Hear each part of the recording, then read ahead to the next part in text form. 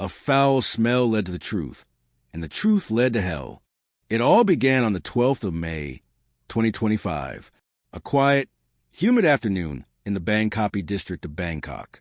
Inside a modest one-story home tucked deep within a narrow, winding alley, a man named Art and his wife had begun to notice something unusual, an unbearable, rotting smell that seemed to grow stronger with every passing day. They had been living in this house for about 3 months. It wasn't big nor luxurious, but was enough for their small family, Art had his wife and their 3-year-old daughter.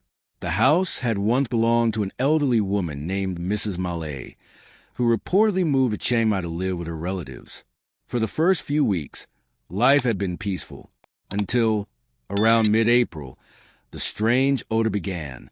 At first, Art had thought it might be a drainage issue, or perhaps a dead rat in the wall. He and his wife cleaned everything meticulously, spraying disinfectants, using air purifiers, even lighting incense, but the smell didn't fade. In fact, by early May it had worsened. Some nights, the stench was so suffocating that they couldn't sleep. It was heavy, chemical, and rotten, like something dead trapped in the walls. Finally, on May 12th, Art had decided to hire a technician to inspect the plumbing. By noon, the workers arrived. They began drilling near the kitchen, thinking it was just a simple pipe issue. But then, something unexpected happened. As the drill pierced deeper into the old concrete, a soft thud echoed from inside. The wall began to crack slightly, and then, in an instant, the smell exploded outward like a toxic cloud. The air filled with a stench so foul and so powerful that everyone in the room gagged and covered their noses. One of the workers screamed, "There's something inside the wall." "This isn't a pipe." Art hit, confused and pale, grabbed a small hammer and chipped away at the plaster. Beneath the layer of concrete, something shiny and white appeared, plastic wrapping, and beneath it, the unmistakable sight of decomposing human skin. Everyone froze. The room fell silent. Then chaos erupted. Arthur's wife screamed, grabbed their daughter, and ran out of the house in panic. Arthur himself dropped the hammer, trembling, and immediately called the police. Within 20 minutes, officers from the local precinct arrived, sealing off the house entirely. Curious neighbors began to gather near the alley entrance, whispering among themselves. Rumors spread like wildfire. A body was found in the wall. By sunset, the entire neighborhood knew. The Crime Suppression Division, known as PC-02, sent in their special forensic team within the hour. What they found inside the wall was horrifying. The body belonged to a woman, wrapped tightly in layers of plastic and old cloth, shoved deep inside a false wall cavity that wasn't part of the original house design. The remains were badly decomposed. The medical examiner estimated the death had occurred at least 6 to 9 months earlier. There were signs of blunt force trauma to the back of the skull. No documents, no ID, no jewelry, nothing to indicate who she was. The officer in charge, Lieutenant Chai, stood silently in the kitchen, staring at the wall that hid the crime for almost a year. He could feel the chill of something deeply wrong. This wasn't an accident. It was planned, meticulous, cold, and deliberate. That night, Special Investigation Unit 517 was formed. Their mission: uncover the identity of the woman, find out who killed her and why.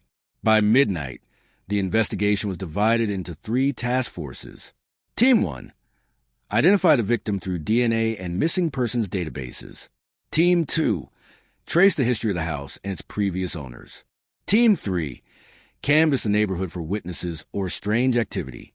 Rain began to fall lightly outside as the crime scene lights flickered across the soaked concrete. The forensic team worked quietly, photographing the remains, bagging samples, and mapping out blood traces found faintly on the inner concrete layers. The smell lingered through the night, a haunting reminder that a human being had been bricked into silence. The next morning, May 13th, the 517 team gathered in a briefing room inside the PC-02 headquarters. Lieutenant Chai spread out the evidence photographs on the table. The wall cavity, the torn plastic, the remains, and a faint outline of where the body had been stuffed. Dr. Saporn, the forensic pathologist, gave his first report. The victim is female, estimated between 20 to 30 years old. No identifying marks, no tattoos. Based on tissue decomposition, death occurred approximately 6 to 9 months ago. Cause of death: severe blunt trauma to the back of the skull. Instant death likely. There were no signs of struggle, no drag marks, no scratches, meaning the victim was either killed instantly or knew the killer. That fact alone disturbed everyone in the room. Team 2 soon reported their first breakthrough. The previous homeowner was Mrs. Malay, 62 years old. She sold the property to Ardhit in January 2025. She used to live in the house with her niece, Pimfah, a 25-year-old freelance nail artist. When investigators tried to contact Mrs. Malay, she was surprisingly evasive. "I don't know anything. I've moved to Chiang Mai. I lived alone before I sold the house," she said quickly before hanging up. Her tone was defensive, nervous. On May 14th, a major lead emerged. In the missing persons registry, 3 female cases matched the victim's physical characteristics. One stood out. Pimfah, reported missing since September 2024. No family had filed a formal report. Only an old roommate who mentioned her disappearance in a casual statement months ago. DNA samples from Pimfah's former room, strands of hair found on an old hairbrush, were compared with the bones recovered from the wall. The result, a 99.7% match. The victim was confirmed to be Pimfah, age 25. No close family, no dependents, no one looking for her. A girl who vanished quietly and was forgotten. When the news reached Lieutenant Chai, he stared at the report in silence. A young woman, dead for months, hidden in a wall. No one noticed. No one cared. He ordered the team to intensify surveillance on Mrs. Malay. The following day, May 15th, investigators canvassed the neighborhood again. A local lottery seller who lived near the house said something that sent chills through the team. "I used to see Pimfah going in and out of that house last year," she said. "Sometimes she'd argue with that old lady, loudly. Then one day, she was just gone." Investigators checked CCTV footage from nearby homes. One camera caught Pimfah entering the house on September 7th, 2024, at around 7:30 p.m. She never came out. That was the last night she was seen alive. Soon after, in January 2025, Mrs. Malay sold the house, exactly within the estimated time of death. By now, the pieces began to align. Lieutenant Chai ordered Mrs. Malay to be brought in for formal questioning on Monday, May 16th. What she said next would send the investigation spiraling into deeper darkness.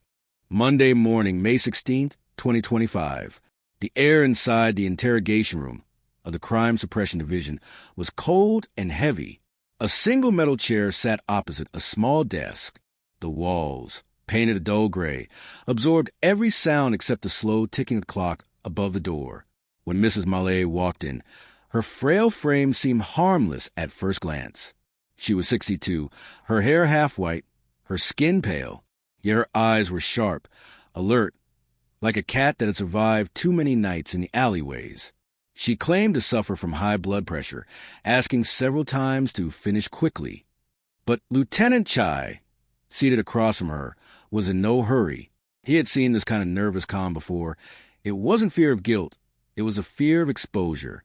He leaned forward slightly, resting his elbows on the table. "Mrs. Malay," he said softly, "do you know a young woman named Pimfah?"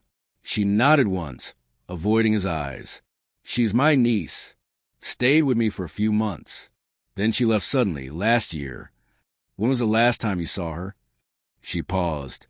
"Around August. She got upset about something, packed her things, and left without saying goodbye. I thought she went to Ayutthaya to work with a friend." Chai remained silent for a moment. Then he slid a photograph across the table. A crime scene photo, blurred and cropped to hide the worst details. "Mrs. Malay, this was found inside your wall." Her face drained of color. Her lips trembled slightly, but she forced a confused smile. "That's impossible. I sold that house. I lived alone. If there was a body in my wall, don't you think I would have smelled something?" Chai didn't respond immediately. He reached for another file and opened it. Inside were printed images from CCTV footage, dated September 7th, 2024.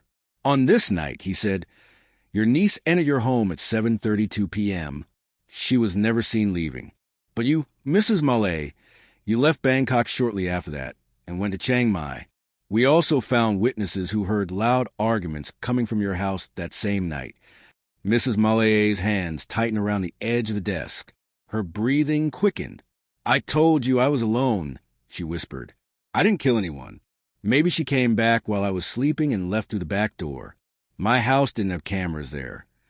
Chai exchanged a glance with another officer behind the one-way glass. They knew this wasn't going to be easy. The interrogation continued for nearly 2 hours. Mrs. Malay kept insisting she knew nothing, her voice alternating between irritation and exhaustion. But every time the name Pimfah was mentioned, her eyes flickered, a microsecond of fear she couldn't hide. When the officers escorted her out, Chai stayed behind, staring at the CCTV photo again. The timestamp, the missing girl, the old woman's evasive tone. Something didn't fit. He wrote in his notebook, she's lying, but not entirely. Someone helped her. That afternoon, new evidence arrived. A financial statement from a Chiang Mai bank showed that Mrs. Malay's debit card had been used continuously between September 7th and September 11th, 2024, the same period Pimfah disappeared. Hotel CCTV footage confirmed that Malay was present, smiling, talking to staff, signing papers. It was an airtight alibi. Too perfect. Chai frowned as he replayed the footage again and again. The woman in the video looked like Malay. Same posture, same clothes, but something about her was off. Her movements were younger, her shoulders broader. Freeze that frame. Chai said, zoom in on her hands. The officer complied. The hands on the screen were not the hands of a 60-year-old woman. They were the hands of a young man. Chai's pulse quickened. Someone impersonated her. On May 17th, the investigation returned to the old house. The team wanted to recheck the crime scene, especially the kitchen area where the wall had been sealed. As they measured the structure again, one of the engineers pointed out something odd. This wall wasn't built with the rest of the house, he said. It's newer, cheaper cement. Someone added it later. A local mason was called in for questioning. He recalled being hired last year by a young man to repair a damp wall in that very kitchen. He didn't let me build it myself, the mason said. He already built the frame. I just plastered over it. He paid in cash. When asked who hired him, the mason hesitated before replying. His name was Decaying. I think he was the ex-boyfriend of the girl who lived there. The name hit Chai like a bullet. That evening, the team tracked down Decaying at a small gaming cafe in the Lat Freo district. He was 28, thin, restless, and visibly anxious when questioned. At first, he denied knowing anything about the murder. But when the officers mentioned the fake wall, he froze. His eyes darted left and right before he muttered, I didn't kill her. Under pressure, his story began to crack. He admitted visiting the house around the time Pimfah disappeared. We argued about money, he said.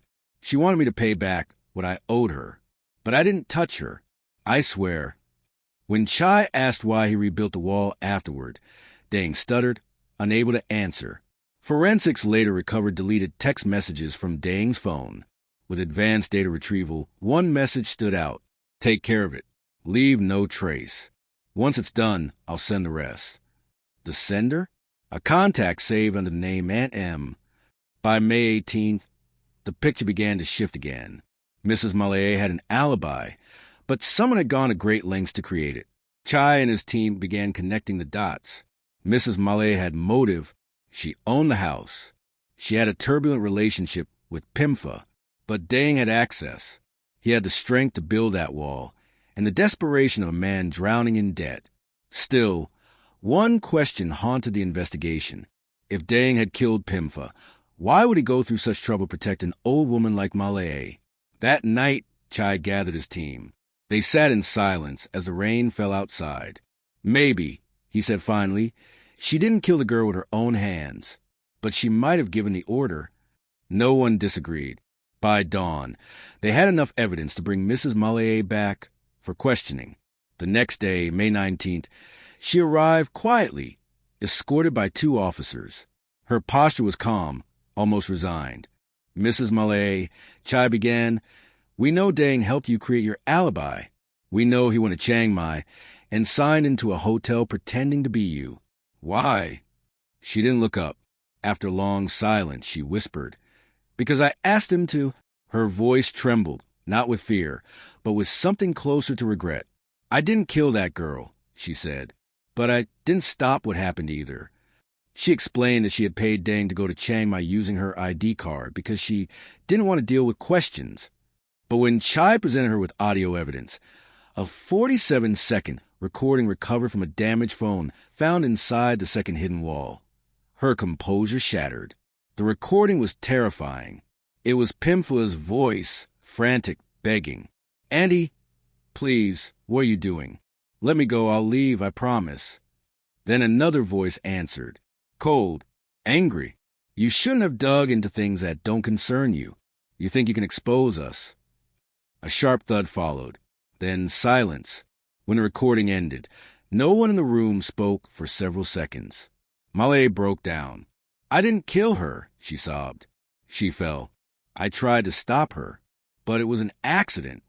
But Chai's voice was steady, almost emotionless. "Accidents don't get wrapped in plastic and sealed into walls, Mrs. Malay." By May 21st, the case took yet another turn. New evidence revealed that the person posing as Malay at the Chiang Mai hotel was indeed Dang. He had disguised himself with a wig and mask, using her ID to create an alibi. But when questioned further, Dang confessed something chilling. "Yes, I went to Chiang Mai for her. She said it was important, but I didn't kill Pimfah. I swear, I just helped her cover it up." The team was divided. Had Malay really orchestrated the cover-up alone? Or was there something even darker? Something Pimfah had discovered before she died? On May 22nd, forensic technicians extracted deleted files from Pimfah's old phone. Inside were 2 hidden video clips, recorded secretly using her rear camera. The second clip, about 3 minutes long, showed a conversation between Pimfah and Dang inside the very kitchen where she later died. Her tone was calm but firm. "I know what you and Annie Malay did last year," she said. "I know this house wasn't bought with her money. I have proof." Dang's voice was low, furious. "What do you want? Money? Or do you just want to destroy everything?" "I want the truth," she replied. "If you don't tell the police, I will." The camera shook slightly as Dang slammed his hand on the table. "Don't be stupid. Some things are better buried." The clip ended abruptly there. By May 23rd, Dang was arrested again. At first, he denied everything, but as hours passed, his facade broke. He confessed. "We argued. She said she was going to expose us. I got angry. I hit her. She fell and didn't move. I panicked. I didn't mean to kill her." He admitted returning the next morning with cement and tools, sealing Pimfah's body inside the wall. Malay hadn't been present during the killing, but she knew afterward. She chose silence, because what Pimfah had discovered wasn't just a personal crime. It was a doorway to something much bigger. The clock in the interrogation room struck midnight, yet Lieutenant Chai and his team were still wide awake. Dang's confession had given them what they needed to charge him with murder and concealment of a corpse. But something about the story didn't sit right. Chai replayed Dang's words in his mind. "I didn't mean to kill her. I panicked. She found out something she shouldn't have." Those weren't the words of a man who killed in blind rage. Those were the words of someone protecting a secret far larger than himself. When the team reviewed all the recovered digital evidence, they found one more file inside Pimfah's phone, an unsent email draft. It was addressed to a journalist named Somsak, known for uncovering political corruption and money laundering cases. The message was dated September 6, 2024, just one day before Pimfah's murder. "Dear Mr. Somsak, I have discovered evidence of money laundering connected to a property network. The funds were transferred to a construction company called Trangia Engineering Limited, the same company where my former employer, Mr. Dang, was a financial manager. One of the properties purchased under this scheme is the house I'm currently living in. The owner, Mrs. Malay, may not know the full truth, but I fear she's involved. If anything happens to me, start your investigation here. Pimfah. Chai stared at the words in silence. The truth was beginning to surface. Pimfah hadn't just been murdered, she'd been silenced. The next morning, May 24th, Chai presented the email to the district prosecutor. Within hours, the investigation expanded from a homicide to a financial crime probe. The Economic Crime Suppression Division, ECSD, was brought in to collaborate, and a new joint task force was created, Unit 864. Their target, Trangia Engineering Ltd. On paper, it was a small construction company that had gone bankrupt in 2022. But as investigators dug deeper, they found traces of hidden transactions, dozens of them, transferring millions of baht into private accounts. Some of that money had been used to buy residential properties in the names of retired citizens and freelance workers. People like Malay. Chai sat in the briefing room as financial analysts projected the flow of funds on the wall. Red lines connected banks, fake invoices, and ghost companies. At the center of it all was Dang. He had once managed finances for Trangia before it went under, and he quietly siphoned company funds through layered transactions. When Pimfah discovered the discrepancy, she confronted him, and that confrontation had cost her life. But Dang wasn't alone. Behind him stood the true architect of the scheme, a man named Danan, a cousin of Malay's late husband, who had once been jailed for fraud and embezzlement. Chai remembered that name. It appeared briefly in Malay's background check, but was dismissed as irrelevant. Now it returned like a ghost. On May 25th, Chai led a small team to Chiang Mai to investigate further. There, they visited the same hotel where Malay had allegedly stayed during the week of Pimfah's death. The staff remembered the guests well. Quiet, polite, always wearing a mask and sunglasses. When the team requested access to internal security footage, the truth was undeniable. The woman in the video wasn't Malay at all. It was Danan, wearing a wig and pretending to be her. The signature on the hotel form was shaky, uncertain, like someone unfamiliar with cursive writing. And when forensic analysts compared the handwriting to known samples, it matched Danan perfectly. The false alibi had been crafted by him. He had gone to Chiang Mai to ensure Malay appeared innocent, while Dang handled the disposal of Pimfah's body in Bangkok. That evening, Malay broke down during a follow-up interrogation. Her voice was trembling, her body shaking as if the weight of years had finally crushed her. Yes, she admitted. Danan helped me. I didn't want to be involved anymore. He told me he'd take care of everything. He said he could make the problem go away. What problem?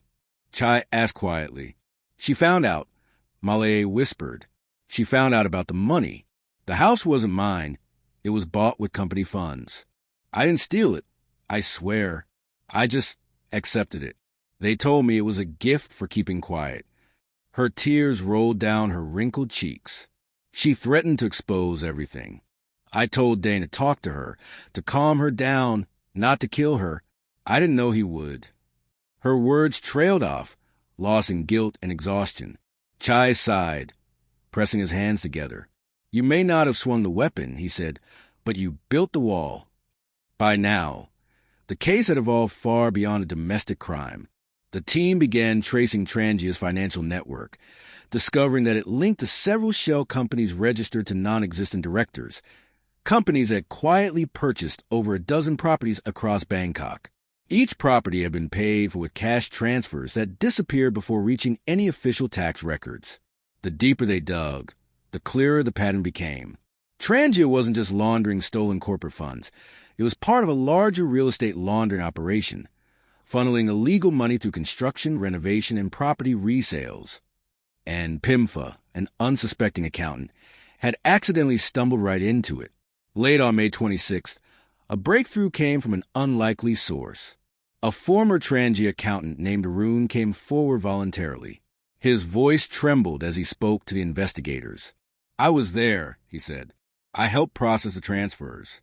Dang forced me to delete records when the company shut down, but I saved copies, backups. I didn't know what else to do.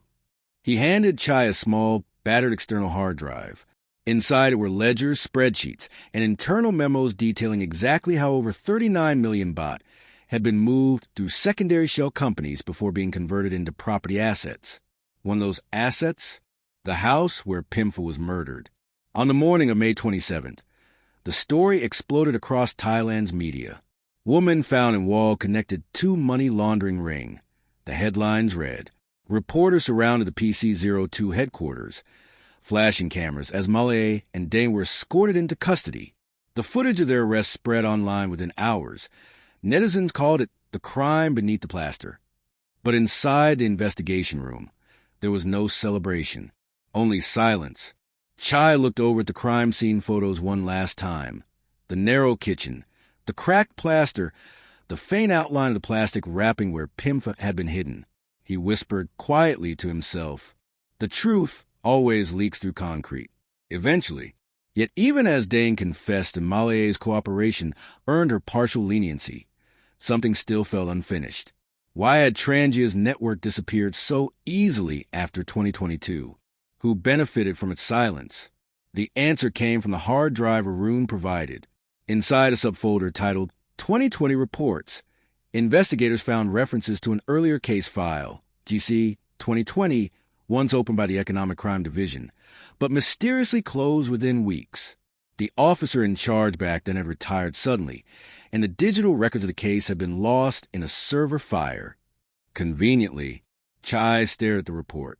Someone somewhere had buried more than one secret in the walls of Bangkok. On May 30th, the Attorney General's office officially filed charges against Dang for murder, evidence destruction, and fraud. Malay was charged as an accessory for aiding in the concealment and falsifying an alibi. And Danon, still on the run, was issued a nationwide arrest warrant for conspiracy and money laundering. But the final document from Pimfah's recovered files, her email draft, was what lingered most in Chai's mind. "If anything happens to me, start your investigation here." He read those words again and again, because in truth, the case wasn't over. It had just pulled back the first layer of concrete, revealing a darker world beneath, where every brick, every wall, every forgotten corner of the city hid more than dust. And somewhere out there, someone powerful enough to erase Case GC 2020 was watching again. The monsoon rains came early that year. Bangkok streets glistened beneath flickering streetlights as the downpour swept through the narrow alleys. Inside the PC-02 headquarters, the investigation room buzzed quietly, the air heavy with the smell of coffee and exhaustion. Lieutenant Chai hadn't slept for 2 days. The case had expanded far beyond what any of them had expected. What began as a simple domestic murder had unfolded into a labyrinth of corruption, property laundering, and buried evidence. And at the center of it all, one cryptic file name, GC 2020. He leaned back in his chair, staring at the old police log projected on the wall. The GC 2020 case file had been marked, resolved, and closed on February 18th, 2020, but no final report existed, no signatures, no closing summary. It was as if the case had been erased from the system. Who was the lead investigator back then? Chai asked. Sergeant Lurt flipped through the digital records. Captain Wyatt, sir. Retired in 2021. He lives outside Nonthaburi now. Chai nodded slowly. Give me his address. That evening, under the hum of street lamps, Chai drove to a small 2-story house on the outskirts of Nonthaburi. The place was old, quiet. When he knocked on the door, an elderly man opened it, his eyes sharp despite the wrinkles lining his face. Captain Wyatt? Chai asked, flashing his badge. The old man hesitated, then nodded. You're from PC-02, aren't you? Yes. I'm investigating something connected to one of your old cases, GC 2020. At the mention of the file, Wyatt's expression changed. The calmness drained from his face. He gestured for Chai to come inside. The living room was dimly lit, cluttered with old case files, trophies, and newspaper clippings. I should have known this case would crawl back someday, Wyatt muttered, settling into his chair. He pulled open a drawer and retrieved a worn-out folder tied with string. This is what I have left, he said. The rest was destroyed. Inside were black and white photocopies, incomplete reports, and a handful of photographs, construction sites, financial spreadsheets, and the faces of people long forgotten. Wyatt's voice was steady but tired as he spoke. In 2020, GC, 2020 was a joint investigation between my team and the Economic Crime Suppression Division. We were tracking illegal property transactions linked to a company called Trangia Construction Group. Chai leaned forward. The same name that appears in Pimfah's email? The very same, Wyatt confirmed. They were laundering money through government housing contracts. Cheap materials, fake invoices, bribed inspectors. It was everywhere. But when we got too close, the case was pulled out of our hands. By who? The Ministry of Urban Development, Wyatt said bitterly. Someone at the top made a phone call. Overnight, my team was reassigned. 2 of my officers resigned the next week. One disappeared. He looked down at the faded photos again. That case was never meant to be solved. Trangia had friends in high places, politicians, businessmen, even a police colonel or 2. Everyone had their hands in the same bucket. Chai listened in silence. The storm outside thundered softly against the window pane. Do you still have contact with anyone from your old team? He asked finally. Wyatt shook his head. Most of them vanished into other departments. But there was one man, Detective Samchai. He refused to drop it. He started digging on his own. What happened to him? Wyatt looked up, his eyes hollow. They found his car in the Chow Phraya River. Case ruled a suicide.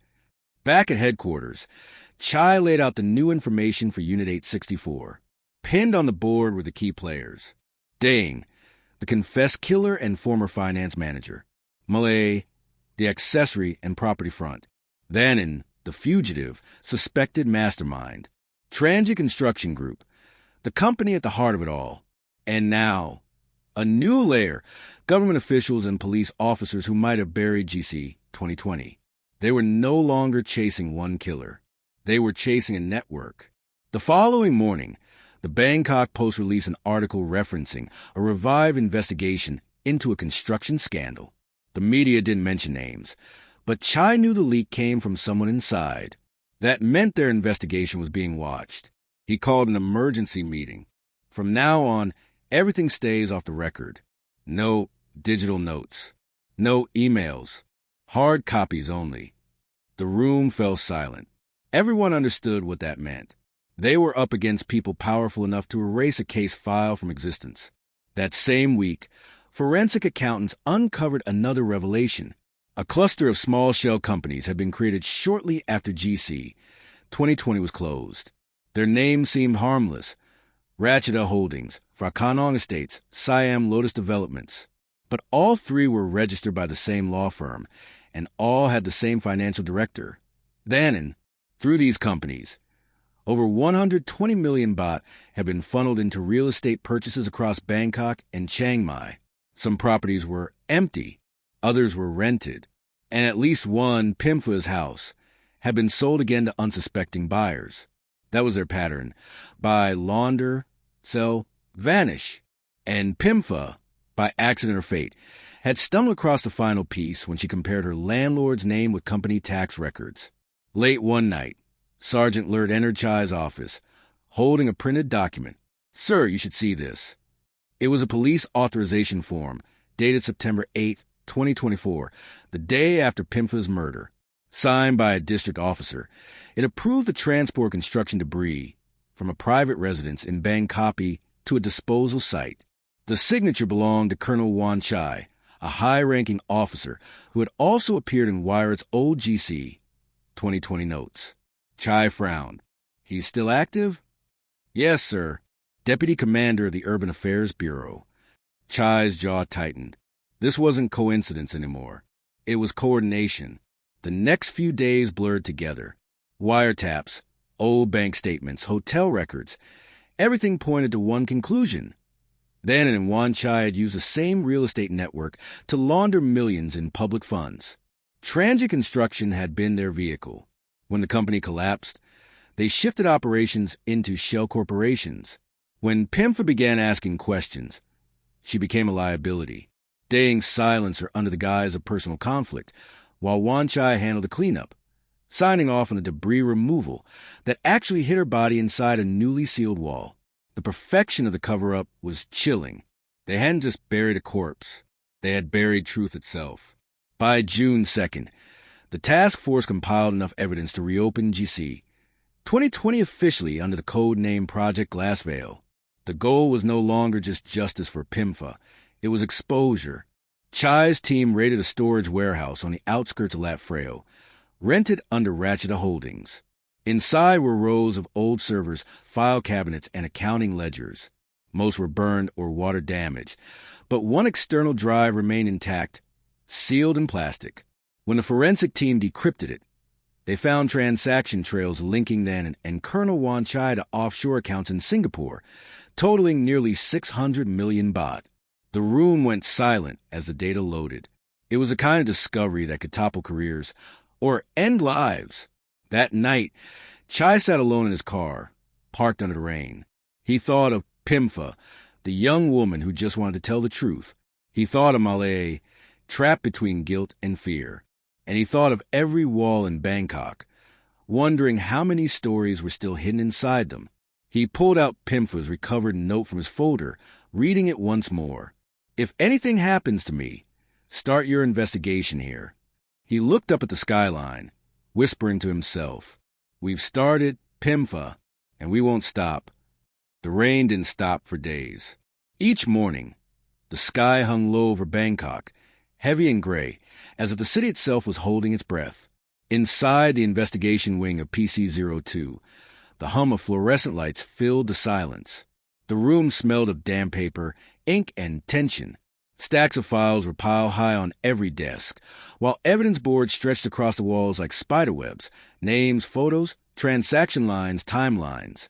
At the center of it all stood Lieutenant Chai, staring at the names circled in red. Colonel Wan Chai, Urban Affairs Bureau. He was no longer just an officer of the law. He was the link between the murder of Pimfah, the money laundering through transient construction, and the disappearance of the GC 2020 case. But Wan Chai was powerful, untouchable.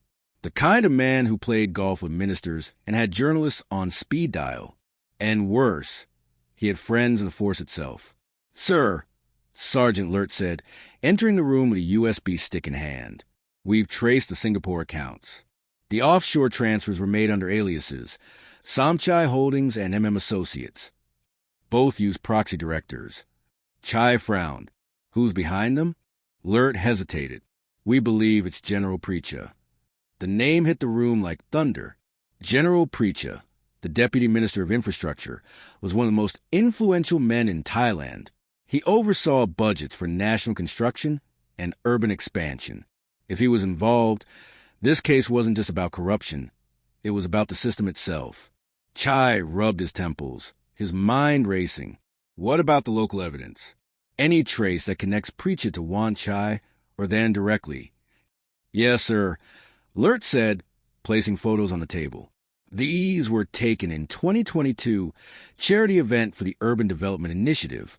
You can see Wan Chai and Nanan standing right behind the general. They were business partners back then. He paused. "And we found an old land purchase agreement signed under Preacha's aide's name. The same property Pimfah lived in was listed as Phase 2, private renovation." The realization sank in. The house itself was part of the network. That night, Unit 864 went dark, literally. The power in the building flickered, monitors shut down, and backup servers went offline. Within minutes, encrypted evidence drives vanished from their digital cloud archive. "Sir, someone's hacking an internal system," a technician yelled. Chai rushed to the IT room, where officers scrambled to disconnect the local servers, cut the internet, pull every hard drive, and lock them manually. By the time the power returned, half their data was gone, deleted. The files on Wan Chai and Preacha, wiped clean. Only fragments remained. At 3 a.m., Chai received a message from an unlisted number. It was a single line. "Stop digging, or you'll end up in a wall too." He stared at the message for a long time, then locked his phone in his drawer. He had seen this kind of intimidation before. Fake warnings, death threats, media smears. But this one felt different. It was specific, personal, and for the first time in years, Chai felt the old weight of fear settle in his chest. By dawn, the fear had turned into fire. He called his team in early. Listen, he began, his voice steady but low. We're being watched. Someone inside the system doesn't want this case to see daylight. From this point on, we move like ghosts. No digital communication. No press. We build everything on paper, handwritten, locked, and duplicated. He placed a new folder on the table labeled Glass Veil Phase 2. This is where we separate the truth from the illusion. Over the next few days, the team worked quietly, meeting in cafes and abandoned warehouses. They collected every traceable fragment, financial ledgers, hotel guest lists, CCTV footage, even building permit applications. And little by little, a pattern reappeared. Phase 1, 2019 to 2020 transient construction wins, inflated contracts. Money is laundered through fake suppliers. Phase 2, 2021 to 2023 funds are reinvested into private real estate using front companies. Names like Malay appear as legal owners.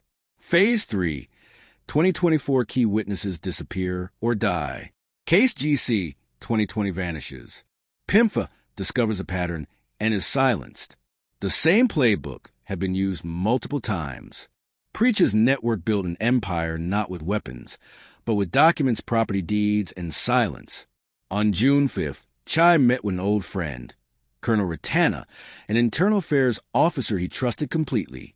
They met in a quiet noodle shop near Latfreo Canal. Do you know what you're walking into? Ratana asked quietly. Preacher isn't just some bureaucrat. He has people everywhere, police, courts, even prosecutors. If you move against him without airtight proof, you'll lose your badge. Chai nodded. Then I'll make sure the proof is unbreakable. Ratana sighed, sliding a small envelope across the table. Then you'll need this. Inside were photocopies of internal memos, old communications from 2020 between Preach's ministry and Transient Construction. They mentioned special contracts and private disbursements. At the bottom of one page was a handwritten note.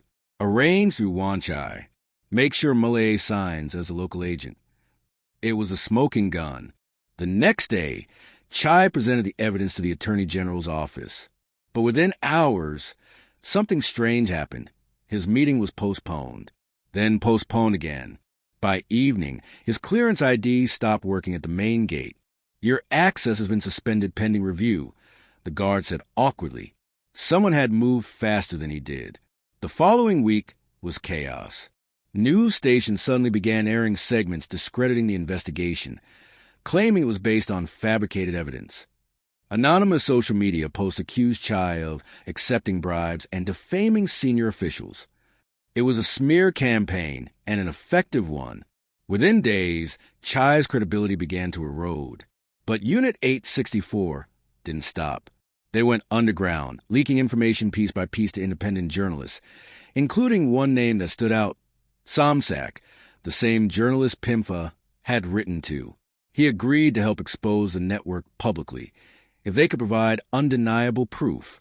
On June 10th, Chai and his team staged a covert operation. Under the pretense of property inspection, they entered one of Wanchai's undeclared assets, a mansion outside Padhamthani.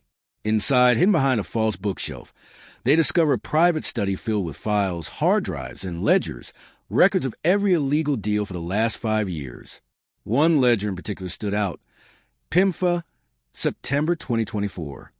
It detailed a payment of 1.2 million baht to handle an internal accounting issue. The handwriting was unmistakable, Daying's, and beneath his signature, the initial CW, Colonel Wanchai. That night, Chai handed the documents to Somsak personally.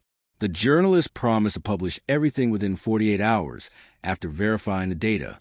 But the next morning, Somsak's office was broken into. His computer was stolen, his notes shredded, and his security cameras disabled. He survived, but barely. The message was clear. The walls were closing in again. By June 12th, the city was buzzing with rumors of a police scandal tied to the Pimfah case. The government issued a press statement dismissing the claims as unfounded conspiracy theories. Chai sat in his office, exhausted, watching the rain blur against the window. He thought of Pimfah again, the courage it must have taken for her to write that email, knowing she was risking everything.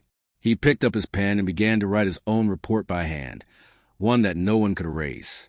If this document is found, it means the truth was bigger than a law that tried to silence it. The name Pimfah will not vanish. The walls cannot hold her story forever. Outside, lightning cracked across the skyline. The storm raged on, washing over the city that had buried so many secrets. But for the first time, the cracks in the glass veil had begun to show, and Lieutenant Chai was ready to break it open. The storm hadn't lifted for a week. Every morning, the city woke to the same dim, colorless light, gray skies, wet pavement, and the quiet hum of traffic that never stopped. Inside the walls of PC-02, silence had taken on a different weight. The silence before something breaks. Lieutenant Chai sat at his desk, surrounded by stacks of handwritten notes and carbon copies. No screens. No emails. Just paper. Tangible proof that couldn't be hacked or erased. The entire glass veil operation had been pushed underground. What began as a criminal case had become an act of resistance, a battle between truth and the machinery built to bury it. And somewhere in that machinery, a traitor was working against them. "Sir," Sergeant Lurt said quietly, slipping into the room, his face pale. "We lost another witness." Chai looked up sharply. "Who?" "Arun, the former accountant from Trangia Construction." Lurt's voice was flat. "Found dead in his apartment. Carbon monoxide poisoning. They're calling it a suicide." But both men knew it wasn't. Arun had been scheduled to testify in 2 days. "Get forensics on the scene immediately," Chai ordered. "No one goes in or out until we sweep it ourselves." When they arrived, the air was thick with a metallic scent of exhaust. The windows were sealed, the room tidy. Too tidy. A glass of water sat on the nightstand beside a closed laptop. The screen was black, but when a technician connected it to an external monitor, it revealed something chilling. The internal storage had been wiped exactly 12 minutes before the estimated time of death. It wasn't suicide. It was cleanup. By midnight, the mood inside Unit 864 had shifted from tense to paranoid. Someone was leaking their moves, always one step ahead, always cleaning up after them. "We're being shadowed," Lurt said, slamming a folder on the table. "Every time we move a file, someone else moves faster. It's like they know what we're doing before we even do it." Chai rubbed his forehead. He knew what that meant. There was a mole inside the department. He scanned the faces in the room, officers he had worked with for years, people he trusted. But trust meant nothing now. From that moment, Chai began operating in complete isolation. He separated the unit into small cells, each working on different aspects of the investigation. No one but him had the full picture. The next morning, he received an anonymous envelope slipped under his office door. Inside was a single photograph, a grainy image of his wife and daughter leaving their apartment. Beneath it, a note written in red ink. "Stop digging or we dig next." He sat frozen for a long moment, the hum of the air conditioner drowning out the pounding in his chest. Then, slowly, he folded the photo, placed it in his pocket, and whispered to himself, "They've already gone too far." That night, he met secretly with Colonel Ratana, his last remaining ally in internal affairs. They met in a dimly lit car parked near the river, far from cameras and microphones. "I warned you this would happen," Ratana said, voice low. "You're digging under the foundation of something that was never meant to see daylight. They're not going to let you expose this quietly." "I can't stop now," Chai replied. "Not after Pimfah. Not after Arun." Ratana sighed. "Then you'll need protection. Quiet protection." He opened his briefcase and slid across a small flash drive. "Everything you collected, duplicate it here. If anything happens to you, I'll make sure it gets to the press." Chai nodded. He didn't realize it then, but that flash drive would become the most dangerous object in Thailand within the next 72 hours. Meanwhile, General Preach's circle began to tighten its grip. Journalists who had shown interest in the case started receiving legal threats. One independent radio host who mentioned Pimfah's name on air was arrested for defamation of public officials. Every door that led toward truth was closing, one by one. But the cracks in the wall were widening, too. Whispers began spreading in online forums, through anonymous accounts. The girl in the wall knew something about the government. She tried to expose a laundering network. They killed her and sealed her in a house they bought with dirty money. The people were starting to ask questions. On June 14th, a new development shook everything. A whistleblower from within the Urban Affairs Bureau sent an encrypted email to Chai's secure line. A collection of scanned documents marked confidential. The documents were internal memos showing that in 2020, Colonel Wanchai had authorized special emergency construction funds worth over 400 million baht, with General Preach's personal signature approving them. Most of the money had disappeared without trace. And among the listed project sites was Pimfah's neighborhood. The truth was now undeniable. She hadn't just found evidence of a laundering scheme. She had uncovered a direct financial trail that led to one of the country's highest offices. That same night, Chai called his team together. The clock on the wall read 11:47 p.m. Rain hammered the windows.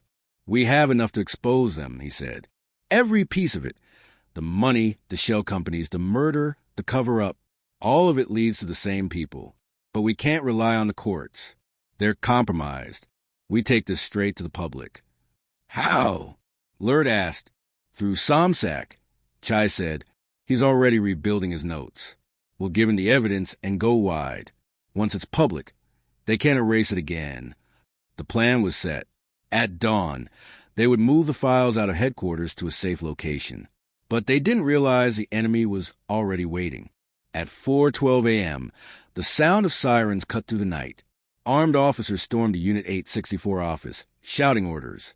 "By command of the Internal Disciplinary Board, you're under investigation for evidence tampering and obstruction of justice." Chai stepped forward. On whose authority? The lead officer handed him a document. It bore General Preach's seal. It was over. The unit was officially disbanded. All equipment was confiscated. All files were sealed under national security review. The walls of truth had caved in once again. But they had underestimated one thing. Chai had already moved the flash drive. The night before, he had handed it to Ratana, who, in turn, sent a copy to an independent journalist abroad. Within 48 hours, The Guardian and Bangkok Free Voice received encrypted files containing thousands of pages of documents, evidence of corruption, property laundering, and state collusion. The headlines spread like wildfire. Leaked files exposed 600 million baht property laundering network. Missing woman linked to government scandal. Whistleblower police unit dissolved. The glass veil had cracked open. The government denied everything. Press conferences were held.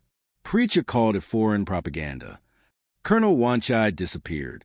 But the people weren't convinced anymore. Thousands took to the streets holding candles and posters with Pimfah's face. They didn't call her a victim. They called her the girl who spoke. Her name became a symbol. A quiet rebellion against decades of silence. Inside his small apartment, Chai watched the protests unfold on the news, his badge lying on the table beside a cup of cold coffee.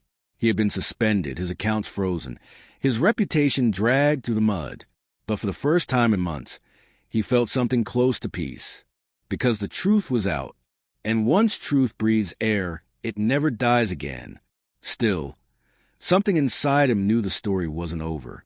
Too many names remained unspoken. Too many walls left standing. He looked at the city outside, the skyline glimmering faintly beneath the rain, and whispered, "It's only just beginning." The protests grew louder with every passing day. From Chiang Mai to Bangkok, from small river towns to the heart of the capital, people gathered under a single name whispered like a prayer, Pimfah. They carried candles, photos, and placards that read, "The walls remember. Justice for the forgotten. The truth won't rot in silence." The story that began as a quiet domestic tragedy had become a national awakening, and the men who once moved in shadows now stood trembling under the light. Inside an abandoned office overlooking the Chao Phraya River, Lieutenant Chai sat before an old radio, listening to the world react to the scandal he had ignited. Foreign journalists were calling it the Glass Veil Files. Dozens of arrests were being made across departments. Warrants were issued, passports revoked, accounts frozen. The empire that fed on silence was collapsing piece by piece. And yet, victory did not feel like triumph. It felt like loss. Chai stared at a faded photograph of his team. Smiling faces that had risked everything for truth. Some were in hiding. Some had been forced out. And some didn't make it. He turned the photo over. On the back, a line in his own handwriting read, "We protect the ones who can no longer speak." At that moment, his phone buzzed. A message from Colonel Ratana. "It's done. Wan Chai is in custody. Preacher fled the country last night." Chai exhaled slowly. For the first time in months, he felt the weight lift slightly from his chest. He looked out the window at the awakening city. The same skyline that once had corruption behind tinted glass now glowed gold with sunrise. The rain had stopped. Weeks later, an independent inquiry confirmed what Chai and Pimfah had died proving. The Urban Affairs Bureau, under Preacher's direction, had laundered over 700 million baht through fake construction projects. 4 senior officials resigned. 2 were arrested, and 1, General Preacher, remained missing, believed to have escaped Dubai under a false name. But for the people, the real victory wasn't the arrests.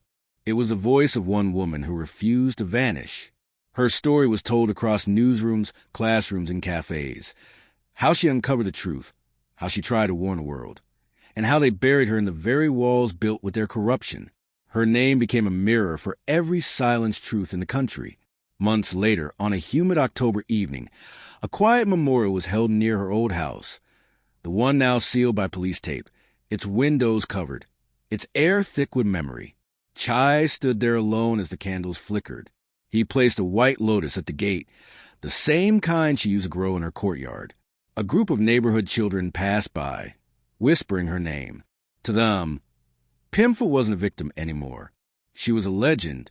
He smiled faintly, whispering to the night, "You didn't die in vain." As he turned to leave, he noticed something at the base of the wall, a small crack near the corner, where a drop of rainwater had seeped in. Through that crack, a faint smell of fresh paint and damp air escaped, and behind it, perhaps, a memory. He knelt down and placed his hand on the cold concrete. It pulsed with the weight of everything that had been hidden inside. "The walls can be sealed," he murmured, "but they can never forget." Months later, a new commission was formed, an independent anti-corruption unit led by civilian oversight.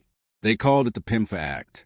Every case of unexplained disappearance tied to financial misconduct would now fall under its jurisdiction. Her name had become law. Chai was reinstated quietly, though he refused any promotion. He worked from a small desk in a corner office, surrounded by files and fading newspaper clippings. Every time a young officer walked in with new evidence, he'd remind them, truth is not an order, it's a duty.